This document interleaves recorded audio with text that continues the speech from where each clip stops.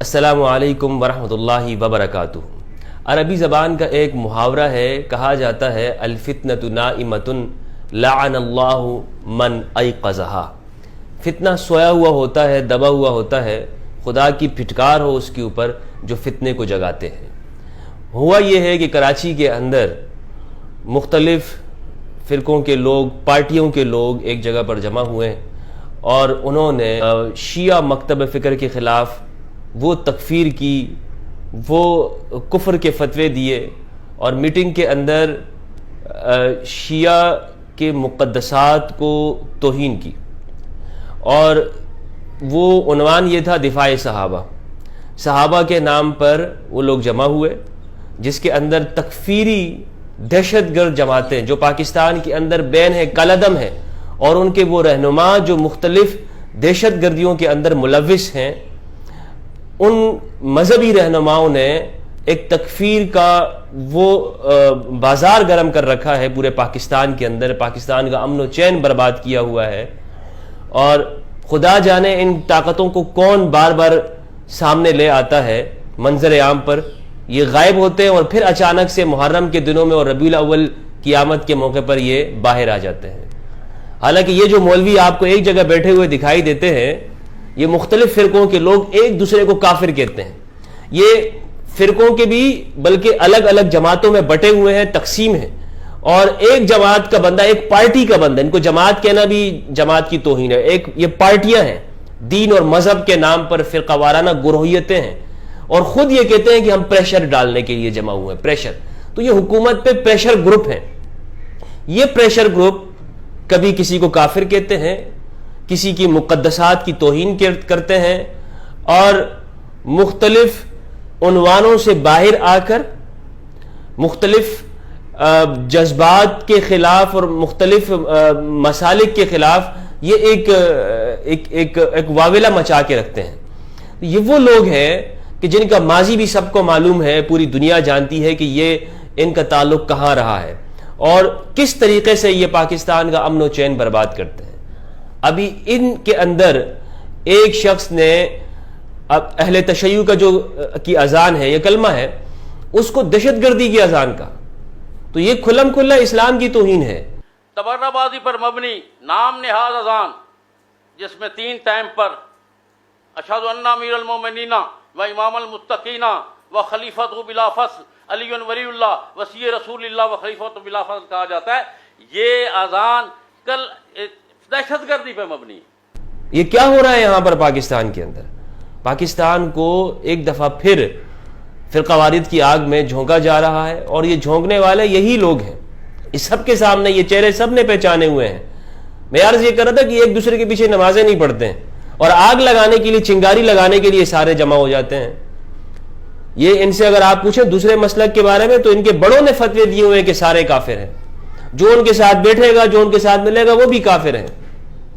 اب یہ کہتے ہیں کہ شیعوں کو چاہیے کہ اپنی کتابوں کو آگ لگا دیں، تو ابھی تک تو ہمارے بریلوی ان سے مطالبہ کرتے تھے کہ تم اپنے بڑوں کی جو ہے وہ کتابوں کو آگ لگا دو۔ تو واضح لفظوں کے اندر یہ اسلام کی توہین ہے کہ جب آپ کہہ رہے ہیں کہ لا الہ الا اللہ محمد رسول اللہ کے ساتھ ساتھ علی ولی اللہ کہتے ہیں، اور یہ دہشت گردی ہے، کیونکہ شیعہ جو ہے وہ اپنی اذانوں کے اندر علی ولی اللہ کہتے ہیں، تو اسے یہ مولوی صاحب کہہ رہے ہیں کہ دہشت گردی ہے۔ اور پھر ساتھ میں ان میں ایسے لوگ بھی بیٹھے ہوئے ہیں جو کہہ رہے ہیں کہ سوشل بائیکاٹ کرنا چاہیے ان کا۔ میں آپ حضرات کو درخواست کرتا ہوں، کل ہم نے اللہ پاک کے سامنے پیش ہونا ہے، رسول اللہ صلی اللہ علیہ وسلم کے سامنے پیش ہونا ہے۔ یہ گستاخان اہل بیت یا صحابہ کرام رضی اللہ عنہم، ان کی شادیوں میں ہم کیوں جاتے ہیں؟ ان کے جنازوں میں ہم کیوں جاتے ہیں؟ وجہ کیا ہے؟ یار میری نسبی ماں کو کوئی بکواس کرے، اس کا تو میں گردن اتارنے کو تیار ہوتا ہوں۔ شیعہ کوئی پاکستان میں اقلیت یا کوئی مائنورٹی نہیں ہے، پاکستان میں ایک اکثریت ہے، اور پوری دنیا کے اندر اکثریت ہے۔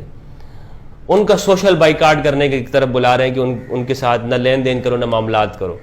اس کا مطلب یہ ہے کہ یہ جو ہم سنتے ہیں کہ مسلمانوں کے خلاف سازش ہو رہی ہے، ساری دنیا مسلمانوں کے اوپر سازشیں کر رہے ہیں، میں اس میں ایک جملے کا اضافہ کروں گا کہ مسلمان خود ہی اسلام کے اندر سازش کر رہے ہیں، اور ان جیسے مولوی حضرات اس سازش کے سرغن ہیں۔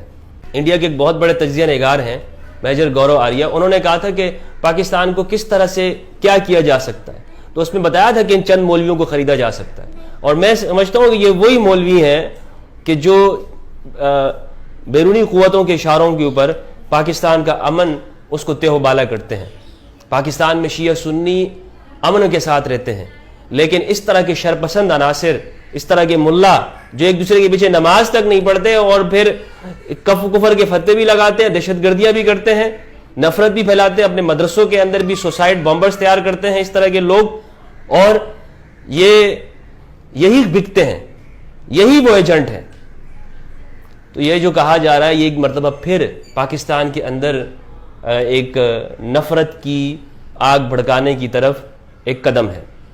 اس پر پاکستان کی حکومت کہتی ہے کہ ہم فیٹ اف ہے، پوری دنیا سے ہمارے اوپر نظریں ہیں، تو ان کو کیوں کنٹرول نہیں کرتی؟ کیوں ان کو کھلی چھوٹ دے رکھی ہے؟ کیوں میڈیا کے اوپر آ کر یہ کھلم کھلا دہشت گردی کی باتیں کرتے ہیں، فساد پھیلانے کی بات کرتے ہیں؟ ان کو کیوں نہیں روکا جاتا؟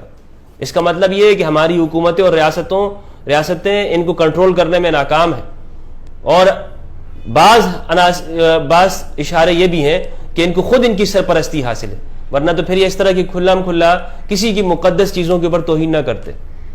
دوسری بات یہ ہے کہ یہ جو کہتے ہیں کہ جی شیعہ لوگ بھی توہین کرتے ہیں، دیکھیں شیعہ کا اپنا ایک فرقہ ہے، ان کی اپنی ایک اسکول آف تھاٹ ہے، وہ آپ کے عقیدوں کے اوپر نہیں آ سکتے۔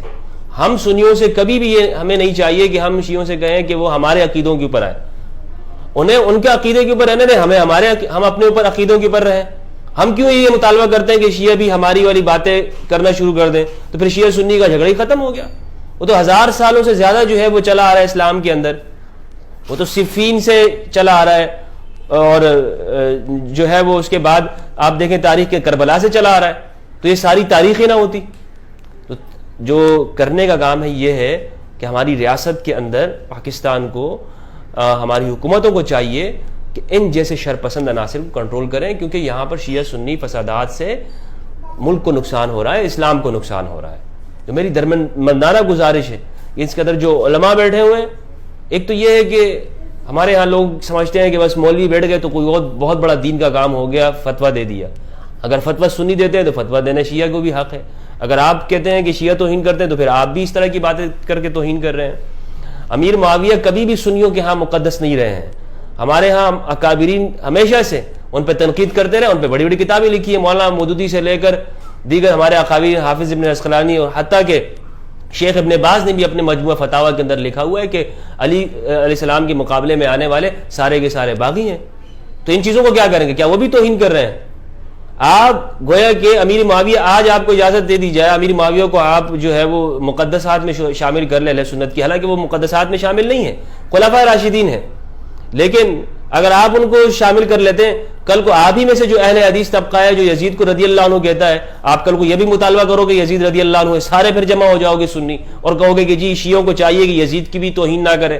تو ایسا نہیں ہو سکتا۔ جو چیزیں ہیں ان کو اپنی جگہ پہ رہنے دیں، جو 1000 سالوں سے جو مسائل چلے آ رہے ہیں ان کے اوپر باہمی ایک ہم آہنگی کے ساتھ پاکستان کے اندر فرقہ وارانہ کشیدگیوں کو نہ بھڑکایا جائے، فرقہ وارانہ چیزوں کو دوبارہ سے نہ لے کے آیا جائے سامنے میڈیا کے اندر، جس کی وجہ سے پاکستان کا امن اور چین وہ خراب ہوتا ہے۔ میری گزارشات ہیں، میں تمام مکاتب فکر کے لوگوں سے، اپنے اہل سنت علماء سے گزارش کروں گا کہ اس طرح کی ہر سازش کو ناکام بنائیں جو ہمیں شیعہ سنی سے لڑانا چاہتی ہے۔